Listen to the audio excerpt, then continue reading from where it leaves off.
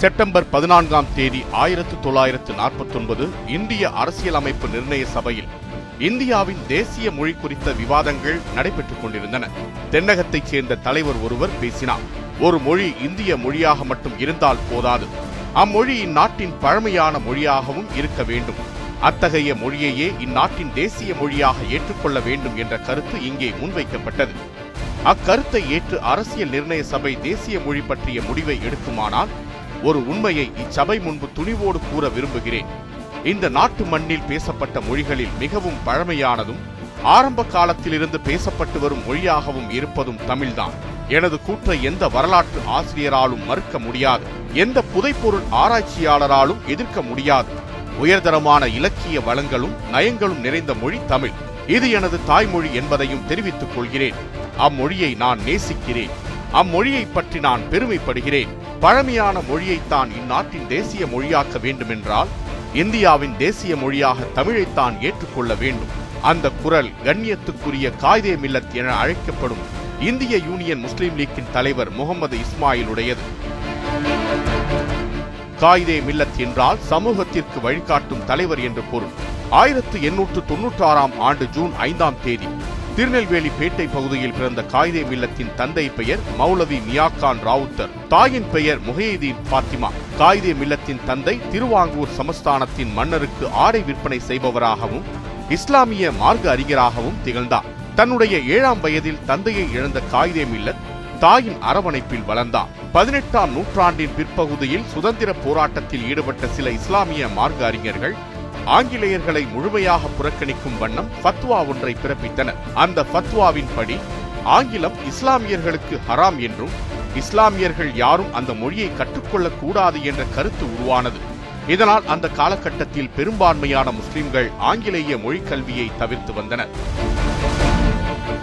ஆனால் காயிதே மில்லத்தின் தாய் முஹியீதீன் ஃபாத்திமா தன்னுடைய குழந்தைகளை ஆங்கில அறிவோடு வளர்க்க விரும்பினார். அதன் காரணமாக பாளையங்கோட்டையில் அமைந்திருந்த சர்ச் மிஷன் பள்ளியில் சேர்க்கப்பட்டார் காயிதே மில்லத். தன்னுடைய பள்ளி படிப்பை திருநெல்வேலியில் முடித்த காயிதே மில்லத் கல்லூரி படிப்பிற்காக சென்னை கிறிஸ்தவ கல்லூரியில் சேர்ந்தார். காயிதே மில்லத்திற்கு இளம் வயதிலேயே அரசியலிலும் வியாபாரத்திலும் ஆர்வம் இருந்தது.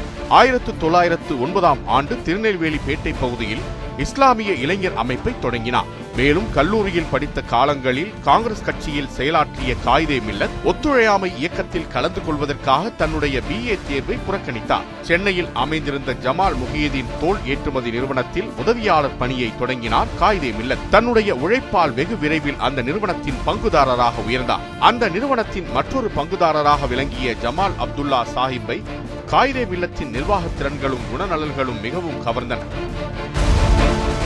தன்னுடைய மகள் ஜமால் ஹாமிதா பீவியை காயிதே மில்லத்திற்கு திருமணம் செய்து வைத்தார் ஜமால் அப்துல்லா. அன்றைய காங்கிரசின் முக்கியமான தலைவராக விளங்கிய ஜமால் முகமது சாஹிப்பின் தம்பி ஜமால் அப்துல்லா சாஹிப். பழுத்த தேசியவாதியாக அறியப்படுபவர் ஜமால் முகமது சாஹிப். பல முஸ்லிம்கள் ஜின்னாவின் முஸ்லிம் லீக்கில் இருந்தபோதும் தேசிய உணர்வோடு காங்கிரஸில் நீடித்த வெகு சில முஸ்லிம் தலைவர்களில் ஜமால் முகமது சாஹிப்பும் ஒருவர். கிலாஃபத் இயக்கத்திற்கு நிதி திரட்டுவதற்கு காந்தி நாடெங்கும் பயணித்து நன்கொடை வசூலித்தார். அப்போது தமிழகம் வந்த காந்தியிடம் நன்கொடையாக ஜமால் முகமது சாஹிப் பிளாங்க் செக் தந்ததாக கூறுகிறார்கள் வரலாற்று ஆய்வாளர்கள். சுதந்திர போராட்டம் நடந்து கொண்டிருந்த போதே 1936இல் சென்னை மாகாணத்திற்கு நடந்த தேர்தலில் போட்டியிட்ட ஜமால் முகமது தோல்வியை தழுவினார். அவரை எதிர்த்து போட்டியிட்டு வெற்றி பெற்ற TT கிருஷ்ணமாச்சாரியாரும் ஒரு காங்கிரஸ்காரர். இந்த சம்பவத்தால் விரக்தியடைந்த ஜமால் முகமது காங்கிரஸை விட்டு வெளியேறி முகமது அலி ஜின்னா தலைமையிலான முஸ்லிம் லீக்கில் இணைந்தார். ஜமால் முகமது சாஹிப்போடு இணைந்து காயிதே மில்லத்தும் காங்கிரஸ் கட்சியை விட்டு வெளியேறி முஸ்லிம் லீக்கில் இணைந்தார். முஸ்லிம் லீக்கின் தமிழக தலைவராக ஜமால் முகமது சாஹிப்பும் சென்னை மாவட்ட தலைவராக காயிதே மில்லத்தும் பணியாற்ற ஆரம்பித்தனர். 1941ஆம் ஆண்டு முகமது அலி ஜின்னா தலைமையில் சென்னையில் நடந்த அகில இந்திய முஸ்லிம் லீக் மாநாட்டை சிறப்பாக நடத்தி காட்டிய காயிதே மில்லத் பின்னர் தமிழ்நாடு முஸ்லிம் லீக்கின் மாநில தலைவராக நியமிக்கப்பட்டார். அரசியல் அரங்கில் மட்டுமல்லாமல் வியாபார தளத்திலும் சிறந்து விளங்கிய காயிதே மில்லத் பல சங்கங்களின் உறுப்பினராக இருந்தார். தென்னிந்திய தோல் வியாபாரிகள் சங்கத்தின் செயலாளராக விளங்கிய காயிதே மில்லத் 1918ஆம் ஆண்டு இஸ்லாமிய மார்க்க அறிஞர்களை உள்ளடக்கிய மஜ்லிஸ் அல் உலமா அமைப்பு தொடங்கப்பட்டதில் முக்கிய பங்கு வகித்தார். 1946ஆம் ஆண்டு நடந்த சென்னை மாகாண சட்டமன்ற தேர்தலில் காயிதே மில்லத் தலைமையிலான முஸ்லிம் லீக் 29 இடங்களை கைப்பற்றியது. அப்போது முஸ்லிம்களுக்கென்று தனி தொகுதி முறை நடைமுறையில் இருந்தது. முஸ்லிம்களுக்கான எல்லா தொகுதிகளையும் முஸ்லிம் லீக் கைப்பற்றியிருந்தது. 1946 முதல் 1952 வரை சென்னை மாகாண சட்டமன்ற எதிர்க்கட்சி தலைவராக பணியாற்றினார் காயிதே மில்லத். அதே நேரத்தில் இந்தியா பிரிவினையை நோக்கி வேகமாக நகர்ந்து கொண்டிருந்தது. 1940களின் தொடக்கத்தில் ஜின்னாவால் முன்வைக்கப்பட்ட பாகிஸ்தான் கோரிக்கை வலுப்பெற்றுக் கொண்டே வந்தது. 1946ஆம் ஆண்டு ஜின்னாவின் நேரடி நடவடிக்கைக்கு பிறகு பிரிவினை தவிர்க்க முடியாததாகி போனது. பல்லாயிரக்கணக்கானோரின் உதிரத்தால் போடப்பட்ட கோடு ஒரு நாட்டை 2 நாடுகளாக பிரித்தது. இந்திய யூனியன், பாகிஸ்தான் யூனியன் ஆகிய 2 நாடுகள் உருவாகின. அப்போது முஸ்லிம் லீக்கின் இருப்பு கேள்விக்குறியானது. வட மாநிலங்களில் பல பகுதிகளில் முஸ்லிம் லீக் அமைப்புகள் கலைக்கப்பட்டன. அந்த கட்சியைச் சேர்ந்த பலர் வேறு கட்சிகளில் போய் சேர்ந்தனர். முஸ்லிம் லீக்கின் எம்பி, எம்எல்ஏக்களாக இருந்த பலர் காங்கிரஸ் கட்சியில் சேர்ந்து கொண்டனர். முஸ்லிம்களுக்கென்று தனி நாடு பிரிக்கப்பட்டதால் முஸ்லிம் லீக்கை கலைத்துவிட வேண்டும் என்ற கருத்துக்கள் எழத் தொடங்கின. மகாத்மா காந்தி, லோக்நாயக் ஜெயபிரகாஷ் நாராயணன், மௌலானா அபுல் கலாம் ஆசாத் போன்றோர் முஸ்லிம் லீக்கை கலைத்துவிட வேண்டும் என்றனர். நாடை பிரித்தவர்கள் என்ற அடையாளத்தோடு முஸ்லிம்கள் தனிக்கட்சியாக இயங்க முடியாது என அந்த தலைவர்கள் நினைத்தனர். இந்திய முஸ்லிம் சமூகத்திற்கு தலைமை ஏற்க பொது சமூகத்தில் கலந்துவிட்ட மௌலானா அபுல் கலாம் ஆசாத் போன்ற தலைவர்களும் தயங்கிக் கொண்டிருந்தனர். 1947 டிசம்பர் 13 அன்று பாகிஸ்தானின் கராச்சியில் அகில இந்திய முஸ்லிம் லீக்கின் கடைசி கவுன்சில் கூடியது. அந்த கவுன்சிலில் 3 தீர்மானங்கள் நிறைவேற்றப்பட்டது. அகில இந்திய முஸ்லிம் லீக்கை 2ஆக பிரிப்பது என்று முடிவெடுக்கப்பட்டது. இந்திய யூனியனுக்கான முஸ்லிம் லீக்கை நிர்மாணிக்கும் பொறுப்பு காயிதே மில்லத்திற்கும், பாகிஸ்தான் யூனியனுக்கான முஸ்லிம் லீக்கை நிர்மாணிக்கும் பொறுப்பு பாகிஸ்தானின் முதல் பிரதமராக பதவி வகித்த லியாக்கத் அலி கானுக்கும் வழங்கப்பட்டது. அந்த கவுன்சிலில் லியாக்கத் அலி கானுக்கும் காயிதே மில்லத்திற்கும் நடந்த உரையாடல் வரலாற்று சிறப்பு மிக்கது. உங்களுக்கு என்ன உதவி வேண்டுமென்றாலும் கேளுங்கள் காயிதே மில்லத், எப்போது வேண்டுமானாலும் உங்களுக்கு உதவ நாங்கள் காத்திருப்போம் என்றார் லியாக்கத் அலி கான். எங்களுக்கான பிரச்சனைகளை, எங்களுக்கான சிக்கல்களை நாங்களே தீர்த்துக் கொள்வோம். உங்களுடைய உதவி எதுவும் எங்களுக்கு தேவையில்லை. நீங்கள் எங்களுக்கு ஏதேனும் செய்ய விரும்பினால் பாகிஸ்தானில் இருக்கும் இந்துக்கள், கிறிஸ்தவர்கள், சீக்கியர்களின் நலன்களை பாதுகாப்பதில் கவனம் செலுத்துங்கள் என கம்பீரமாக சொன்னார். தேச பிரிவினை போல் முஸ்லிம் லீக் கட்சியும் 2ஆக பிரிக்கப்பட்டது போல் முஸ்லிம் லீக்கின் சொத்துக்களும் 2ஆக பிரிக்கப்பட்டன. இந்திய முஸ்லிம் லீக்கிற்கு சேர வேண்டிய 17 லட்சம் ரூபாயை பெற்றுக் கொள்ளும்படி கூறினார் முகமது அலி ஜின்னா. ஆனால் பாகிஸ்தான் எங்களுக்கு அண்டை நாடு, அங்கிருந்து எங்களுக்கு எந்த தொகையும் தேவையில்லை, கட்சிக்கு தேவையான நிதியை நாங்களே திரட்டிக் கொள்வோம் என மறுத்துவிட்டார். சுதந்திர இந்தியாவின் முதல் இந்திய கவர்னர் ஜெனரலாக பதவி வகித்த ராஜாஜி அந்த தொகையை பெற்றுத் தருவதாக கூறிய போதும் மறுத்துவிட்டார் காயிதே மில்லத். கராச்சியில் நிறைவேற்றப்பட்ட தீர்மானத்தின்படி இந்தியாவிற்கான முஸ்லிம் லீக்கை நிர்மாணிக்கும் பணிகள் தொடர்ந்து நடந்தன. 1948 மார்ச் 10ஆம் தேதி அன்று சென்னை ராஜாஜி மண்டபத்தில் நடந்த விழாவில் இந்தியாவிற்கான முஸ்லிம் லீக் தொடங்கப்பட்டது. அகில இந்திய முஸ்லிம் லீக் இனி இந்திய யூனியன் முஸ்லிம் லீக் என்று அழைக்கப்படும் என்றும், இந்திய யூனியனில் இருக்கும் முஸ்லிம் மக்களின் நலன்களை காக்கும் பொருட்டு இந்திய யூனியன் முஸ்லிம் லீக் செயல்படும் என அறிவித்தார் காயிதே மில்லத். 1948ஆம் ஆண்டு இந்திய அரசியல் நிர்ணய சபைக்கு தமிழகம் சார்பில் தேர்ந்தெடுக்கப்பட்டார் காயிதே மில்லத். இந்தியாவின் ஆட்சி மொழியாக ஹிந்தியை அறிவிக்க வேண்டும் என்ற விவாதம் வந்தபோது பன்முகத்தன்மை கொண்ட இந்தியாவின் ஆட்சி மொழியாக ஒரு மொழி இருக்கக்கூடாது என வாதிட்டார். அப்படி ஒரு மொழியை தேசிய மொழியாக அறிவிக்க வேண்டும் என்றால் அதற்கான தகுதி தமிழுக்கு மட்டுமே உண்டு என முழங்கினார் காயிதே மில்லத். அரசியல் நிர்ணய சபையில் காயிதே மில்லத் பேசியவைதான் இந்த தொகுப்பின் தொடக்கத்தில் வந்தது. காயிதே மில்லத்தின் இந்த பேச்சு தமிழ் அறிஞர்களிடையே மிகுந்த வரவேற்பை பெற்றது. அரசியல் நிர்ணய சபையில் இடம்பெற முடியாத திராவிட இயக்க தலைவர்கள் தாங்கள் இடம்பெற்றிருந்தால் என்ன பேசியிருப்போமோ அதனையே காயிதே மில்லத் பேசியதாக அவரை பாராட்டினர்.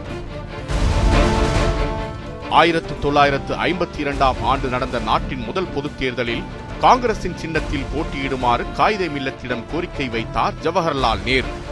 ஆனால் எங்களுக்கான தனி சின்னத்தில் தான் போட்டியிடுவோம் என கூறிய காயிதே மில்லத்தின் முஸ்லிம் லீக் தனித்து போட்டியிட்டதும் சென்னை மாகாணத்தின் காங்கிரஸ் அரசிற்கு ஆதரவளித்து காப்பாற்றியதும் வரலாறு. குலக்கல்வி திட்டத்தின் காரணமாக முதல்வர் பதவியை ராஜினாமா செய்தார் ராஜாஜி. அடுத்த முதல்வராக பதவியேற்ற காமராஜர் குடியாத்தம் சட்டமன்ற தொகுதியில் போட்டியிட்டார். அப்போது வாணியம்பாடி உள்ளிட்ட முஸ்லிம் வாக்குகள் அதிகமுள்ள பகுதிகள் குடியாத்தம் தொகுதிக்குள் இருந்தன. வெற்றியை நிர்ணயிக்கும் வாக்குகளாக முஸ்லிம் வாக்குகள் இருந்தன. காயிதே மில்லத்திடம் ஆதரவு கேட்டார் காமராஜர். காயிதே மில்லத்தின் ஆதரவோடு வென்ற காமராஜர் முதல்வராக தொடர்ந்தார். 1956ஆம் ஆண்டு மொழிவாரி மாகாணங்கள் பிரிக்கப்பட்டன. அப்போது தமிழர்கள் பெரும்பான்மையாக வாழும் தேவிக்குளம், பீர்மேடு பகுதிகள் கேரளாவில் இணைக்கப்பட்டன. இதனால் தமிழகத்தில் கடுமையான எதிர்ப்புகள் எழுந்தன. தேவிக்குளத்தையும் பீர்மேடையும் தமிழகத்தோடு இணைக்க வேண்டும் என்ற கோரிக்கை எழுந்தபோது, குளமோ மேடோ இந்தியாவில் தானே இருக்கிறது என்றார் காமராஜர். ஆனால் அப்போது மாநிலங்களவை உறுப்பினராக இருந்த காயிதே மில்லத் தமிழர்கள் பெரும்பான்மையாக வாழும் தேவிக்குளத்தையும் பீர்மேடையும் தமிழகத்தோடு இணைக்க வேண்டும் என கோரிக்கை விடுத்தார். அதற்கு முந்தைய தேர்தலில் அந்த பகுதி மக்கள் தமிழக பகுதிகளில் பெரும்பான்மையாக ஓட்டளித்ததை சுட்டிக்காட்டிய காயிதே மில்லத் இந்த கோரிக்கையை வைத்தார். சொல்லப்போனால் காயிதே மில்லத்திற்கு தமிழகத்தை விட கேரளாவில் தான் செல்வாக்கு அதிகம். அதை குறித்து கவலைப்படாமல் தமிழகத்திற்கான குரலாக பாராளுமன்றத்தில் ஒலித்தார் காயிதே மில்லத். அதன் பிறகு நடந்த தேர்தல்களில் 3 முறை கேரளாவின் மஞ்சேரி தொகுதியில் இருந்து மக்களவைக்கு தேர்ந்தெடுக்கப்பட்டார் காயிதே மில்லத். வேட்புமனுவை தபாலில் அனுப்பிவிட்டு தொகுதிக்கு பிரச்சாரத்திற்கு செல்லாமலே அவர் வென்ற விதம் குறித்து இப்போதும் வியக்கிறார்கள் அரசியல் விமர்சகர்கள். கேரளாவில் 1960ஆம் ஆண்டு பிரஜா சோசலிஸ்ட் கட்சியைச் சேர்ந்த பட்டம் தானு பிள்ளையின் அமைச்சரவையில் முஸ்லிம் லீக்கை சேர்த்தால் ஆதரவு தரமாட்டோம் என காங்கிரஸ் கட்சி கூறிய நிலையில் பட்டம் தானு பிள்ளையின் அரசாங்கத்திற்கு நிபந்தனையற்ற ஆதரவை வழங்கினார் காயிதே மில்லத். கட்சியின் வளர்ச்சி குறித்து கவலைப்படாமல் நாட்டில் நிலையான ஆட்சி ஏற்பட வேண்டும் என்ற நோக்கில் காயிதே மில்லத் நிபந்தனையற்ற ஆதரவு வழங்கியதாக பட்டம் தானு பிள்ளை புகழாரம் சூட்டினார். இந்தியா மீது பிற நாடுகள் படையெடுத்த போது அரசுக்கு பக்கபலமாக திகழ்ந்தார்.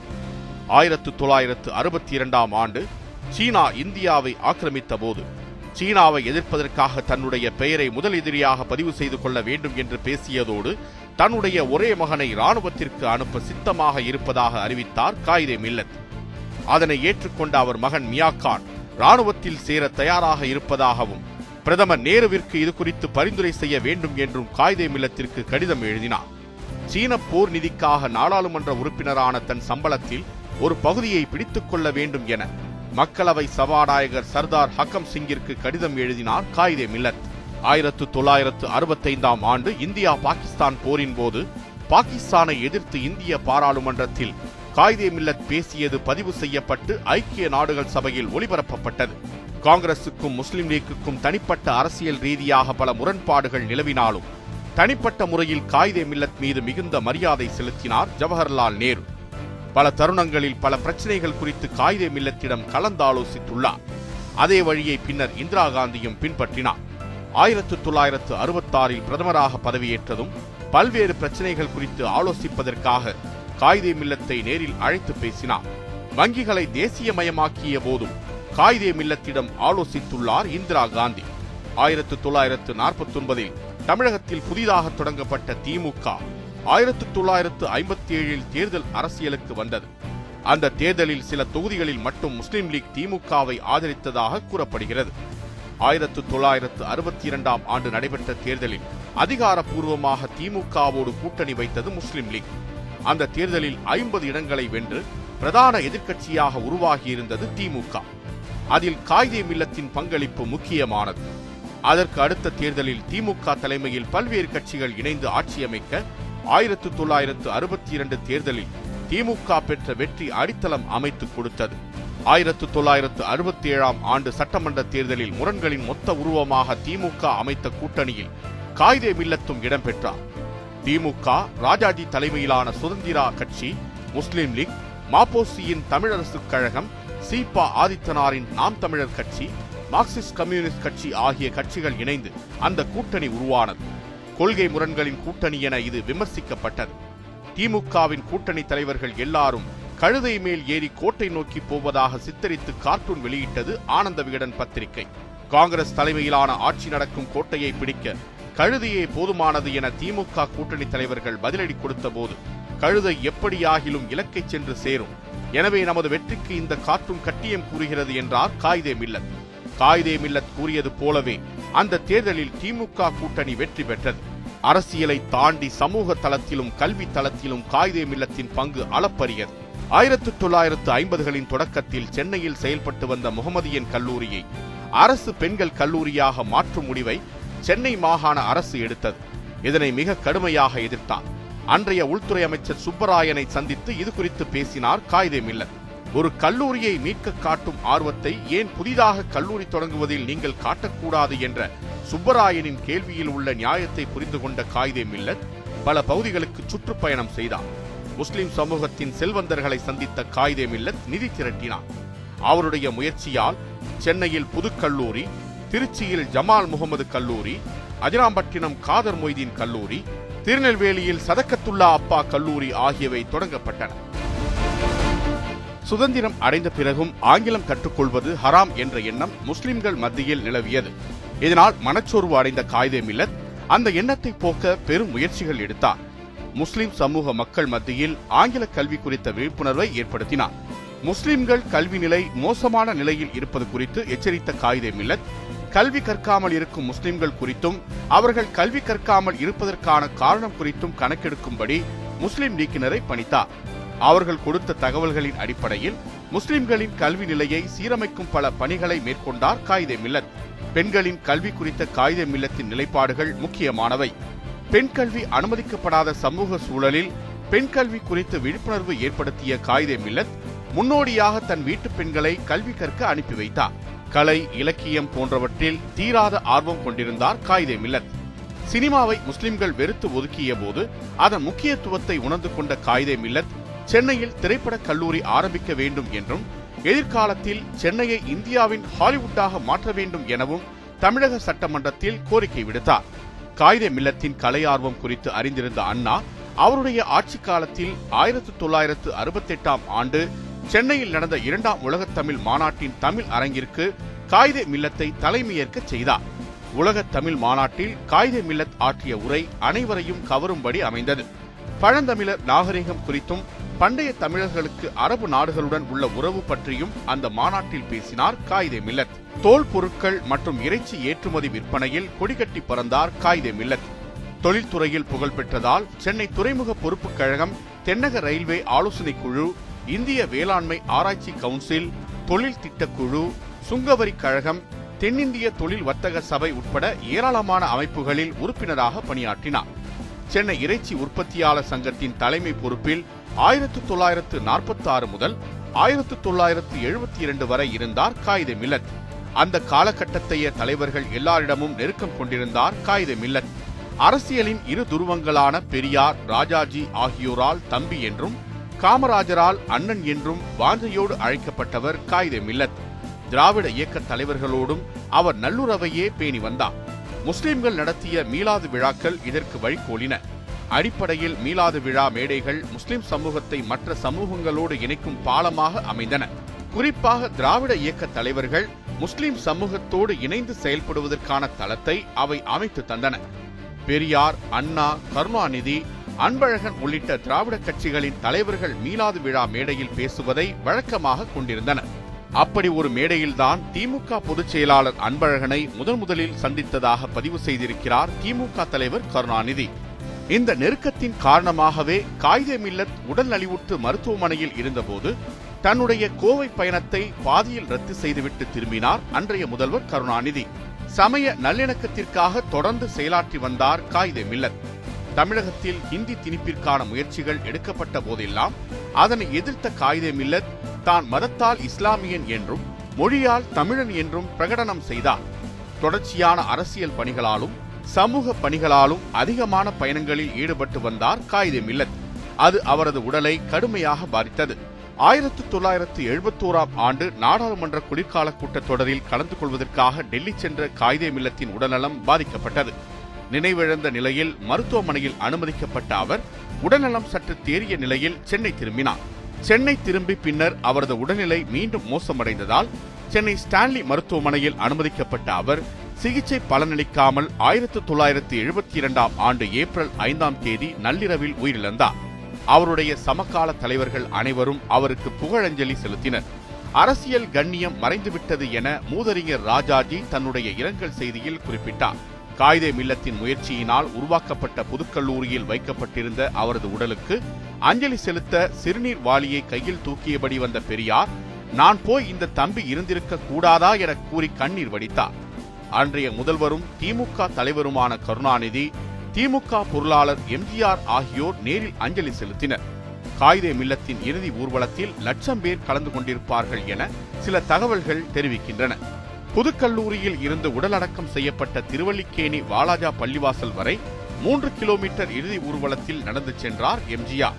வகுப்புவாத சக்தி என விமர்சிக்கப்பட்ட போதும் எல்லோருக்குமான இயக்கமாக முஸ்லிம் லீக்கை வளர்த்தெடுத்து தேசியம் மற்றும் மொழி விவகாரம் போன்றவற்றில் தன்னுடைய ஆளுமையை சிறப்பான முறையில் செலுத்திய காயிதே மில்லத் போன்ற ஆளுமைகள் அதன் பிறகு உருவாகாமல் போனது தமிழ் முஸ்லிம் சமூகத்திற்கு அரசியல் ரீதியான பின்னடைவாக அமைந்தது என்கிறார்கள் அரசியல் விமர்சகர்கள். காயிதே மில்லத்தின் மறைவுக்கு பின்னர் முஸ்லிம் லீக் பல அமைப்புகளாக பிரிந்ததையும் அப்படி பிரிந்தவர்கள் குறிப்பிடத்தக்க வெற்றியை பெற முடியாமல் போனதையும் இதற்கான சான்றுகளாகவும் அவர்கள் சுட்டிக்காட்டுகின்றனர். காயிதே மில்லத்திற்கு அஞ்சலி செலுத்த வந்தபோது இப்படிப்பட்ட தலைவர் கிடைப்பது அரிது, உத்தமமான மனிதர், முஸ்லிம் சமுதாயத்துக்கு இவரை போன்ற தலைவர்கள் இனிமேல் கிடைப்பது கஷ்டம் என்ற பெரியாரின் வார்த்தைகள் தீர்க்க தரிசனமாக ஒலிப்பதை காலம் மெய்ப்பித்துக் கொண்டிருக்கிறது.